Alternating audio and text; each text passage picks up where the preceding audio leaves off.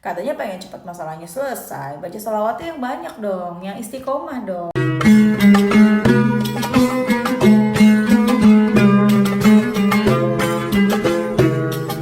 Nah, ini testimoni dari Ibu R di Pekalongan. Assalamualaikum Mbak Mel. Waalaikumsalam. Sebut saya Bu R dari Pekalongan. Saya udah lama ngikutin YouTube Mbak Mel dari November 2019. Wah, dari pertama banget aku nongol ya teman-teman ya, dari yang suaranya masih lemah lembut, ya nggak sih?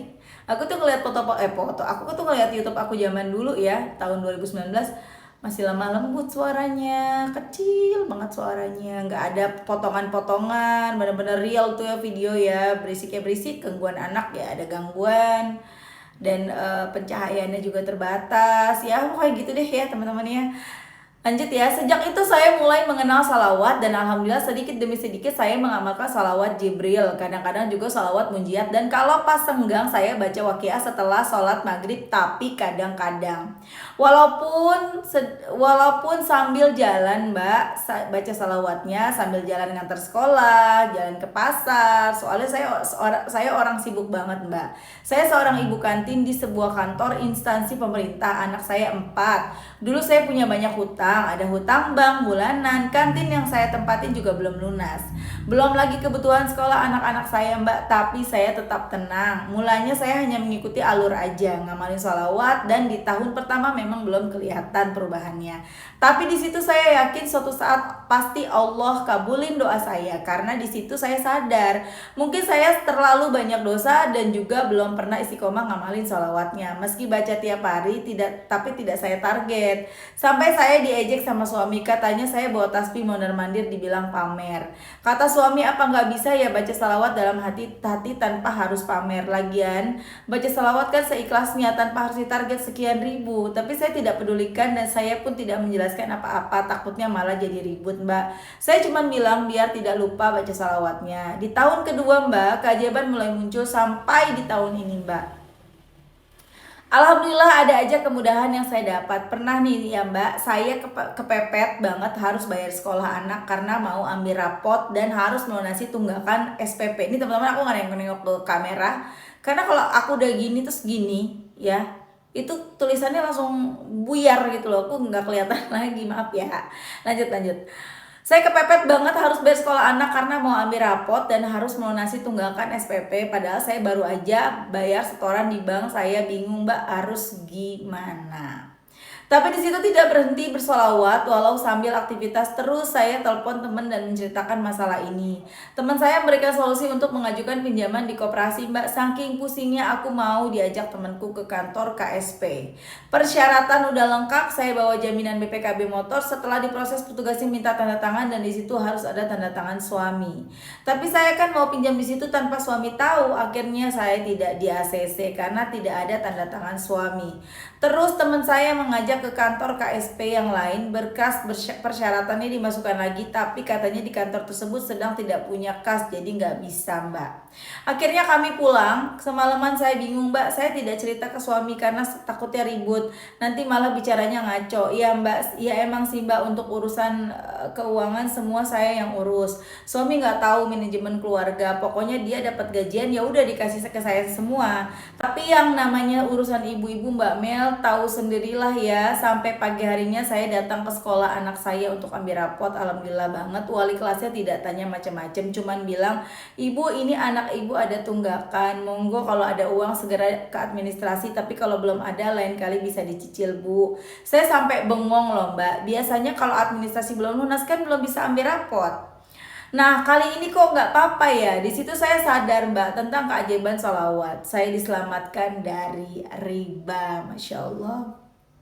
Terus yang berikutnya, di setiap doa saya selalu minta untuk dipermudah membayar utang. Saya baik yang riba dan tidak riba. Alhamdulillah di akhir tahun 2023 suami punya rezeki dari proyeknya Mbak. Saya dapat melunasi hutang saya Mbak Mel. Dari yang cicilan bank sampai bayar pelunasan kantin ya, walaupun masih ada utang sih tapi sedikit. Ternyata Allah mendengarkan doa-doa saya Mbak Mel. Tadinya saya nggak percaya kalau Allah akan mengabulkan doa saya. Dan yang membuat saya bahagia banget, suami yang tadinya nggak pernah sholat sekarang jadi rajin sholat walaupun masih bolong-bolong. Sedikit demi sedikit saya mulai mengajaknya untuk bersolawat tapi belum ada respon. Selama ini saya ngamalin sholawat hanya sambil jalan, tapi Allah baik banget sama saya karena di sela-sela aktivitas saya masih tetap bersolawat. Sekian Mbak testimoni dari saya. Sebetulnya masih banyak yang ingin saya sampaikan tapi takutnya Mbak Mel kepanjangan bacanya. Terima kasih telah menginspirasi saya untuk bersolawat Mbak. Doakan supaya saya bisa istiqomah dan menjadikan keluarga kami keluarga yang beriman. Amin. Wassalamualaikum warahmatullahi wabarakatuh. Waalaikumsalam warahmatullahi wabarakatuh. Aku kayaknya ini udahan aja baca ini ya. Aku udah bikin 3 video dan ini video keempat karena lumayan kering tenggorokan aku ya, lagi puasa ngomong terus ya. Ya Allah, alhamdulillah banyak keajaiban sholawat dari teman-teman. Artinya kalian semua udah pada sholawatan, udah pada ngerasain keajaiban ya. Amin. Teman-teman ya, Masya Allah kita bahas nih. Nah kan lupa kan tadi ibu siapa ya, Mbak siapa ya? Kenapa sih aku pikun wati banget jadi orang padahal barusan baca loh. Bentar ya. Karena sudah lelah, aku sudah lelah teman-teman, sudah capek. Dari Ibu R di Pekalongan, Masya Allah, itu tadi testimoni dari Ibu R di Pekalongan. Ibu R ini sudah mengikuti aku di YouTube sejak tahun 2019. Baca salawat setiap hari walaupun tidak istiqomah, kemana-mana pakai tasbih sampai diledekin sama suaminya. Kenapa sih pakai tasbih segala, pamer ya? Mau dikata orang soleh ya, kenapa sih nggak solawatannya di dalam hati aja? Kan bisa di hati aja, orang nggak perlu tahu. Memang banyak juga ya yang bilang begitu ke kita ya teman-teman ya. Dasar pamer ya kamu ya, pengen dibilang soleh biarin aja. Yang penting kita kan hatinya nggak pamer. Ini adalah sebuah cara teman-teman. BTW ini tasbihnya cakep-cakep ya, kalau mau beli nanti klik linknya di deskripsi box atau belinya ke mm.official1 Instagramnya, nih cakep-cakep banget tuh.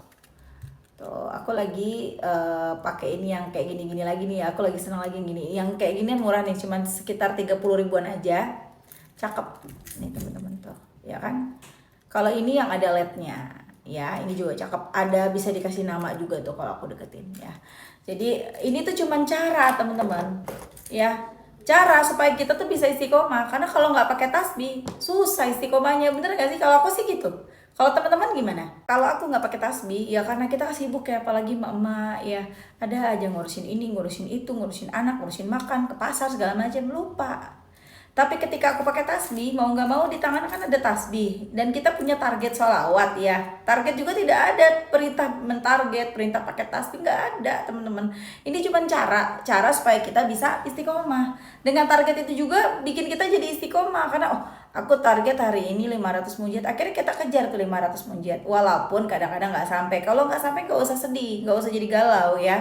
Target itu kan cuman buat apa ya, penyemangat kita aja. Kalau sampai syukur alhamdulillah. Sama kayak waktu sekolah dulu, aku dulu diajarin sama guru aku ya, dan itu aku ikutin teman-teman. Ketika aku belajar tidak pakai target, itu hasilnya biasa. Aku nggak pakai target ya, yang penting jangan dapat merah deh, nilainya 6 nggak apa-apa, minimal ya dapatnya segitu karena kita akan belajar dengan ya segitu, dengan nilai segitu gitu loh. Tapi ketika aku mentarget ya, disuruh guru SMP aku ingat banget dulu, aku kelas 3 apa kelas 2 apa kelas 1 ya, lupa aku ya teman-teman ya. Guru aku itu bilang pakai target katanya. Ketika aku buat target, aku mau nilai aku 100 gitu loh. Targetnya 100. Jadi kita akan, kalau kita punya target nilai 100, kita akan belajar dengan target 100. Kalau target 100 artinya kan kita belajarnya sungguh-sungguh ya. Jadi belajarnya udah gak santai lagi. Beda kalau target kita gak pakai target, yang penting gak dapat merah, 60 udah cukup, belajarnya santai. Tapi ketika kita mengejar nilai 100, akhirnya belajarnya sungguh-sungguh. Dan ibu guru aku bilang, Masya Allah banget, senang banget aku diajarin zaman dulu itu sama ibu guru aku ini. Ketika kita ketika kita mentargetkan nilai 100 belajarnya, akhirnya kita belajar dengan belajar semangat untuk mendapatkan nilai 100. Kalau kita beruntung dapat 100. Tapi kalau kita kurang beruntung, mentok-mentok paling dapatnya 70 tuh paling jelek. Tuh, ya kan? Paling kita dapatnya 90, 80, paling jeleknya 70. Begitu teman-teman. Sama dengan kita mentarget sholawat setiap hari. Kalau kita target ya, misalnya sehari 1000 munjiat. Akhirnya kita kan benar-benar mengejar 1000 munjiat kan. Kita pakaiin waktu gimana caranya di waktu itu dalam waktu 24 jam ya, nggak 24 jam sih, kepotong tidur kan. Ya pokoknya seharian itu kita mencapai 1000 munjiat. Akhirnya kita benar-benar pakai target. Kalau beruntung kita dapat 1000 munjiat. Ya kalau sekurang-kurangnya kemungkinan kita dapatnya cuma 300 munjiat, itu paling rendah tuh 300 munjiat teman-teman. 300, 400 tuh. Atau target 500, beruntung 500, atau sedikit-dikitnya kita bisa baca 200 atau 150 munjiat. Lumayan. Tapi kalau nggak pakai target, ya udah baca-baca aja, kita nggak tahu berapa dan nggak ada spiritnya dari dalam diri kita gitu loh buat sholawatan. Katanya pengen cepat masalahnya selesai, baca sholawatnya yang banyak dong, yang istiqomah dong, yang ikhlas dong kan gitu ya teman-teman. Dan keikhlasan itu nanti akan muncul sendiri kok. Ketika kita sudah istiqomah, banyak baca sholawatnya dan istiqomah, nanti kita bisa ikhlas. Ya kalau kita bacanya setengah-setengah, seingatnya aja, susah buat ikhlas nantinya. Yang ada kita jadi ngegerutu, udah sholawatan tiap hari nggak ada pertolongan tuh, jadi nyalain deh, ya kan? Jadi teman-teman, itu yang dirasain sama Mbak R ya, bener gak sih Mbak R ya di Pekalongan, bener ya? Semoga bener ya, koreksi ya. Jadi mbaknya juga Masya Allah banget. Di tahun pertama katanya belum kelihatan tuh keajaiban, tapi alhamdulillah di tahun kedua tapi tetap salawatan dan hatinya tuh yakin bahwa Allah akan mendatangkan pertolongan. Di tahun kedua, tahun ketiga mulai ada pertolongan sampai akhirnya sekarang baca salawat di 2024, alhamdulillah hutang-hutangnya sudah terbayar semuanya, walaupun masih ada sedikit lagi. Jadi suaminya tiba-tiba dapat proyekan yang uangnya lumayan buat bayarin hutang-hutangnya Mbak R. Mbak R juga pernah waktu itu lagi butuh banget uang karena anaknya mau bagi rapot. Biasanya kalau bagi rapot nggak bisa ngambil rapot kalau belum bayaran, kan udah nunggak tuh bayarannya. Akhirnya mbaknya mencoba minjem teman-temannya nggak bisa minjemin, ya udah lo minjem di koperasi aja tempat gue, pakai ini katanya. Nggak gue nih, kalau daerah sana mau ngomong itu nggak apa-apa ya. Nah terus udah gitu mbaknya coba nih taruh KTP segala macam, jaminan BPKB, tapi ujung-ujungnya ditolak, nggak di ACC karena tidak ada tanda tangan suami. Dan mbaknya ini mau diem-diem minjemnya, suami nggak tahu gitu loh. Kemudian nyoba lagi ke bank lain, nggak perlu pakai KTP suami, bisa, tapi pas kasnya juga lagi kosong, jadi nggak bisa minjemin.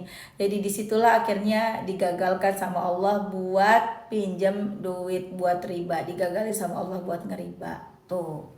Allah mah baik banget, kita udah susah-susah salawatan, gak dibiarin sama Allah kita terjerumus lagi.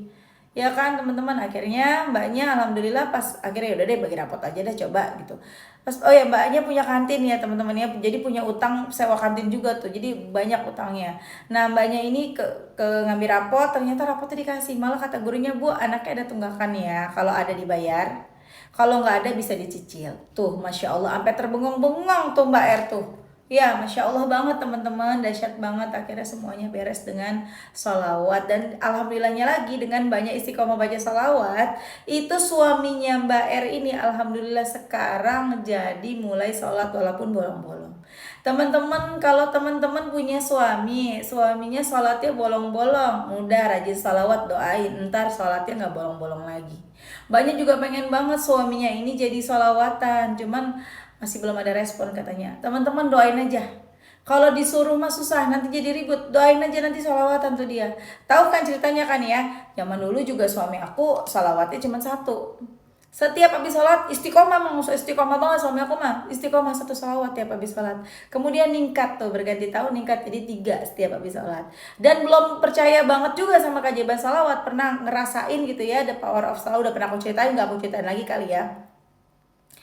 Jadi setiap kejadian yang itu tuh the power of salawat, suami aku tuh menganggap itu peristiwa biasa. Suami aku nganggapnya itu peristiwa biasa aja. Tapi akhirnya seiring berjalannya waktu percaya suami aku sama salawat. Dan alhamdulillah sampai sekarang istiqomah bersalawat. Tapi memang kalau bapak-bapak itu nggak mau ditanyain, udah salawatan belum, rata-rata gitu. Nggak suami aku, nggak temennya, suaminya teman aku juga gitu. Ditanyain sama istrinya kan, udah salawatan belum, berapa salawatnya, pasti dijawabnya kan aku nggak perlu bilang ya kalau salawatan, aku salawatan kok, tenang aja walaupun nggak pakai tasbih, gitu tuh rata-rata tuh kalau bapak-bapak jawabnya.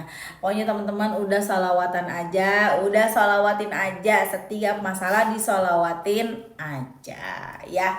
Oke teman-teman, terima kasih udah nonton, semoga bermanfaat dan jadi motivasi buat teman-teman. Kita doakan semoga Mbak Er lancar rezekinya, lunas semua hutangnya sampai ke akar-akarnya, dan segala doa-doanya segera dijabah sama Allah, amin ya rabbal alamin. Semoga teman-teman yang nonton rezekinya barokah, doa-doanya segera dijabah sama Allah, amin amin ya rabbal alamin. Selamat menunaikan ibadah puasa. Assalamualaikum warahmatullahi wabarakatuh.